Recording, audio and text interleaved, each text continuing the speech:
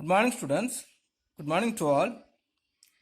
Last day we have studied about the types of banks. So today, just we will go to the next concept, the functions of commercial banks. Already we have studied in this topic the types of banks. We have studied the Reserve Bank of India, and the next one is the commercial banks. So under the schedule of Reserve Bank of India, so what are the banks are there? Everything's considered as a commercial banks. For example, SBI, TMB, and Indian Overseas Banks, everything's considered as a commercial banks. So they render many valuable services to the public and the entrepreneurs and even the individual peoples. The important functions of the commercial banks can be explained with the help of the chart. So first we can consider we can classify the functions of the commercial banks broadly as two types. First one is primary functions and the secondary functions. The primary functions of a commercial banks are three types. They are accepting deposits, granting loans and advances, and the creation of credit. First, they have to accepting that deposit from the public. So the basic deposit accounts offered by the commercial banks are listed below. So nowadays banks compete with each other to attract customers by adding facilities to these deposit accounts. So broadly deposit accounts can be classified into two types, the demand deposit and the time deposit. So the demand deposit and the time deposit, two types of the deposit there. So the first we will study the demand deposits. These deposits are repayable on demand on any day. So this consists of savings deposit and current deposit. So normally all the peoples throughout the world mostly using the demand deposits only. So when we are using these demand deposits, it can be repayable on the demand on any day on any particular time. So first the saving deposit. So the saving deposit is considered as a general public deposit their savings into this account. Normally all the public, all the peoples deposit their savings into the saving deposits only. So this account can be opened in one individual's name or more than one name. So normally if you want to create any of the saving deposit, normally we are using the deposit account is, this account is considered as a demand deposit. The business firms are not permitted to open the saving account. So if the business firms must be have the current account only. So the rate of interest followed on this deposit is lower than the fixed deposit. But one of the benefit by using this deposit is whenever we want to repay the money or withdraw the money without having any of the trouble we can get from the ATMs. So interest is paid on the basis of the amount and number of days the amount remains credited in the account. So often if you are withdraw the money from the ATM center, you will never get the more rate of interest. So if you have more amount and the more amount also will be as more days in our account itself, we can get more rate of interest. So nowadays the bank provides the many facilities like checkbook, ATM and ATM card, credit card and different type of the cards also there. So a minimum balance should be maintained in this deposit account. But nowadays some of the banks also offered to the zero balance account. So otherwise penal interest is charged beyond a number 20 or 60 lakhs. So salary account is a type of saving account offered to salaried employees in which zero balance is permitted. So normally those people are going to get the salary in the form of saving deposit. They can use the zero balance. So otherwise, if the individual persons are using the savings account, they must be maintain the minimum balance. An account inactivate for a long period will become dormant account. Next, current deposit. So the current deposit account is suitable for the business institutions. So individuals too can open this account, but as the saving deposit, the individual people cannot withdraw the money whenever they want. So a higher minimum balance should be kept in this account. So maybe the 20,000 or the 50,000. So on the basis of the bank, so we have to maintain the minimum balance amount. But no interest is paid for the balance in this account. Some banks have started offering interest on these account balances. So once upon a time, all the banks did not give the interest on this current account. But nowadays, some of the banks also offering to giving some of the interest rate on their current account also. So there is no limitations on deposit of checks or withdraw from this account. Even if we want to withdraw the amount, we can get more amount. Because now by using the savings account, we cannot withdraw the 40,000, exceed the 40,000 per day. But when we are using the current account, we can withdraw till the 5 lakhs. So those who are involved in these business organizations or the businessmen only can have the possibilities and can have the places to having this deposit. Next, time deposit. So time deposit is a deposit in which the time is mentioned. So first one is the fixed deposit. Under the time deposit, so we can classify the deposit as two types, fixed deposit and recurring deposit. So certain amount is deposited for a fixed period for a fixed rate of interest is considered is called as fixed deposit. The rate of interest is higher than savings account. On the date of maturity, the principal along with interest for the fixed period is paid. Now if you want to have or gathering more money within a particular period or after a period, so we can deposit the amount on the particular period. It may be the 2 years, 1 year or the 5 years. So when the maturity period or on the date of the maturity period, so we will get the principal amount along with the interest rate. So this interest rate also will be changing on the basis of the bank principal and the amount of deposits. So the fixed deposit period can be 1 month to 10 years. So fixed deposit is also called as a term deposit.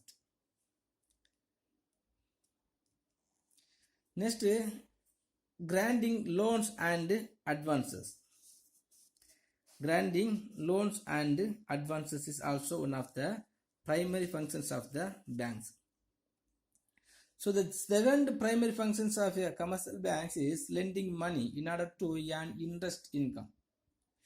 So one of the way to earning the profit for the banking sector is providing the loans and advances.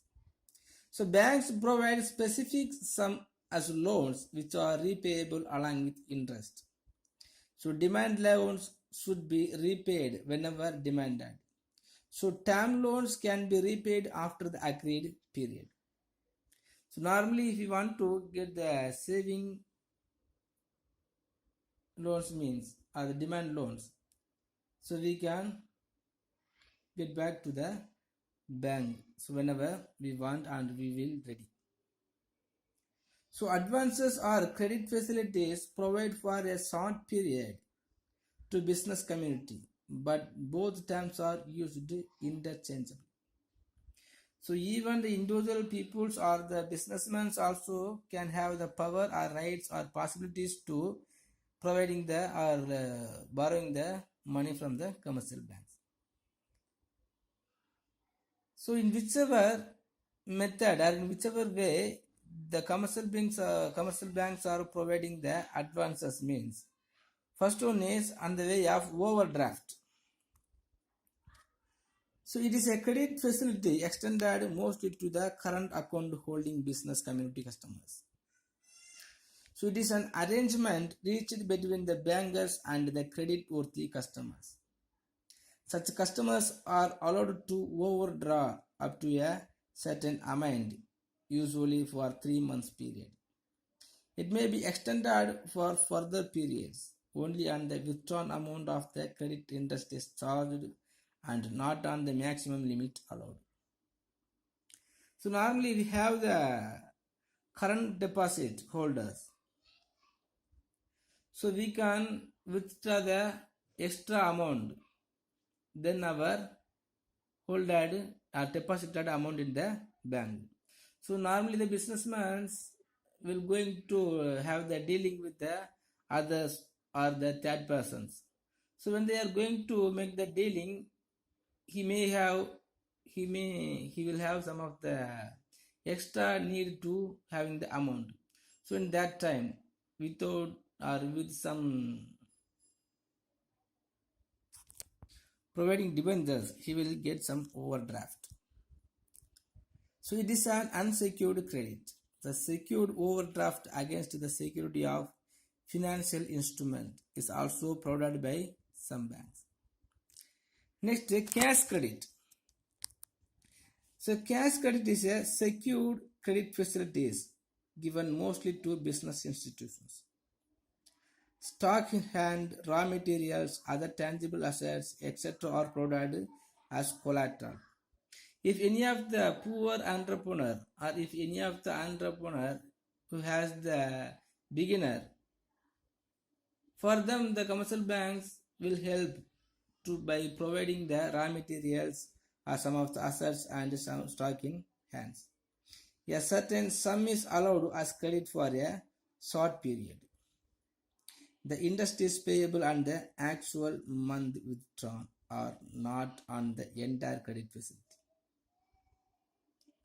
Next is discounting of bills. The business customers approach banks to discount the commercial bills of exchanges and to provide money. It is a short-term credit instrument. The banks deduct the discount for the period mentioned in the bills and release the balance amount to the traders. So discount the bills mean if we have some of the worthy debentures and shares issued by any of the companies, so we can give to the bank as a collateral and we can borrow the money on the name of bills and exchange. Next, loans. So different type of the loans also provided by the commercial banks nowadays. The short-term and medium-term loans are provided by the commercial banks against eligible collateral to business concerns. It is a definite sum of money lent for a definite period. So it is repayable in one lump sum or an installments. So if you want to borrow the loans from the banks, we have to submit some of the securities or some of the bonds which has more eligibilities or more worthiness. So and what are the types of loans are provided by the commercial banks mean? First one is housing loans. We all know very well about the housing loans. Taking the title deeds of the house as collateral security based on the monthly income on the borrowing customers. So if any of the persons are earning the income on the basis of monthly wise, he will have more chances to getting the housing loans. So mostly the private organizations peoples and the government sectors peoples will have more power or more chances to borrowing the loans from the banks. So we can repay the money in the form of EMI. So this is a boon to the middle class salaried employees who cannot afford to pay the full price of a house in a lump sum. So after providing the housing loans by the commercial banks only, many of the middle class peoples are constructing their own houses. Next, consumers loan. So consumer durables like refrigerator, air conditioner, flat, washing machines, televisions, etc. can be purchased by the customers with consumers loans from banks. So normally if you want to purchasing any of the comfortables or the luxury goods, we can get the loans from the banks. So if you want to purchasing the car, refrigerator, laptop and washing machines, so we can get the loans from the banks. Otherwise we can purchasing the commodities from the traders, but instead of the traders the bank will be paid up. Next, vehicle loans. This is also one type of the facilities provided by the commercial banks. If you want to purchase the vehicles, so many of the companies and the banks also make the facilities. Next, education loan. So the loan is provided by the banks to students for studying undergraduate, postgraduate or professional courses. So the loan may be received in installment to pay the educational fees every year.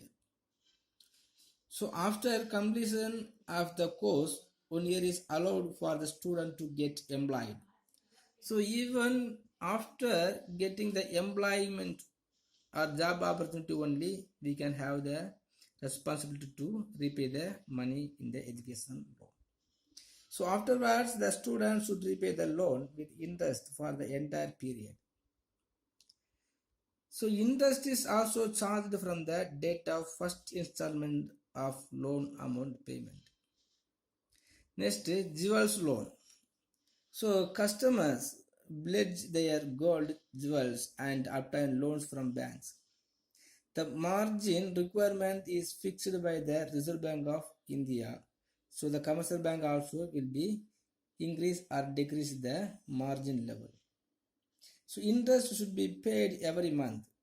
So otherwise interest on interest is charged. So within 12 months the customers can redeem or else can repledge. Next, creation of credit is also one of the primary functions of commercial banks. So apart from the currency, money issued by the Reserve Bank of India, the credit money in the circulation created by the commercial banks influence. The economic activities of a country to a large extent is formed by the creation of credit only. The credit money of commercial banks is far greater in volume than the currency money. The volume, the purpose and the sector to which this credit money is to be channelized. Next, the secondary functions. Some of the secondary functions also provided or offered by the commercial banks. So under the secondary functions, so it will have many functions. So first it will be providing many agency functions. So the banks act as agents of customers and to provide certain services. They are called agency functions. So what are the agency functions are provided by their commercial banks mean? First, transfer of funds. So banks issue demand draft, bankers check, traveler check and etc. and help in transfer of funds from one place to another and from one accounts to another accounts. The customer need not carry the cash they can just forward the draft issued by the bank to the receiving institutions, or a small commission is collected by banks for these services. Nowadays, if you want to transferring the funds by holding in one person's account from other person's account is very much easy. Next, periodic payment of premium, rent, etc. So after instruction from the customers, the banks undertake the monthly payment of insurance premium, rent, telephone bill, etc. from the accounts of the customers. Nowadays, these payments are made through the electronic clearing system facilities offered by the banks. And nowadays, the online banking system, mobile banking system also will be offered by the commercial banks. So how the customers have to pay the periodic payment of premium, rent, etc. is paid by the commercial bank itself. So after getting the instructions and the permissions of the customers to the banks will doing all these things on behalf of the customers. Next, the collection and the payment of checks. So on behalf of customers, bank will collect the checks deposited into the accounts of the customer from other banks and deposit cash into the customer's account. If we want to collect the deposit from the other banks and make the deposit put into our own name, so on behalf of the customers, the bank itself will be doing this work. Next, acting as executors, trustees, and attorneys. So banks also act as executors of will of the customers and implement their will after their death. So if any of the persons want to change their nominee names or trustee of the banks, so on behalf of the customers, the bank will be act like a executors. Next, conduct share market transaction. So a demat account should be opened with a depository participant, and that demat account should be linked with the saving bank account by the customers. Then the customers can ask the bank to conduct the online purchase or sale of securities on behalf of him. If any of the individual persons are involving in this share market, if you want to transferring the share market share or purchase or selling, so the bank will be do everything on behalf of the customers. Next, preparation of income tax return. So banks prepare the annual income tax return on behalf of the customers and provide income tax related advice to them. So those people are the responsibility to paying the income tax on behalf of them. So the bank will be prepared and it will give some advices and some of the ideas to that persons. Next, dealing in foreign exchange. So banks buy and sell the foreign currencies on behalf of the customers. If any of the bank customers are involving in this international trade, other ways, that is the customers act as the exporter or the importers on behalf of the customers. So the bank will acting as a foreign exchange or the dealing foreign exchange. So on behalf of the customers, so the commercial bank will have the dealing to exchange the foreign. Next, acting as a correspondent.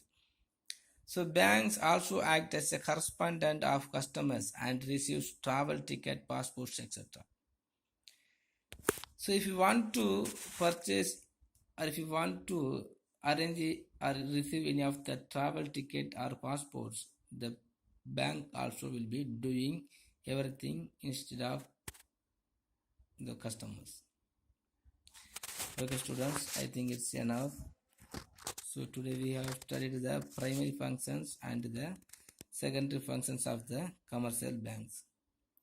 So if you have any doubt, please ask me, and just you take the primary functions or the agency functions of the commercial banks as your study portions. Thank you.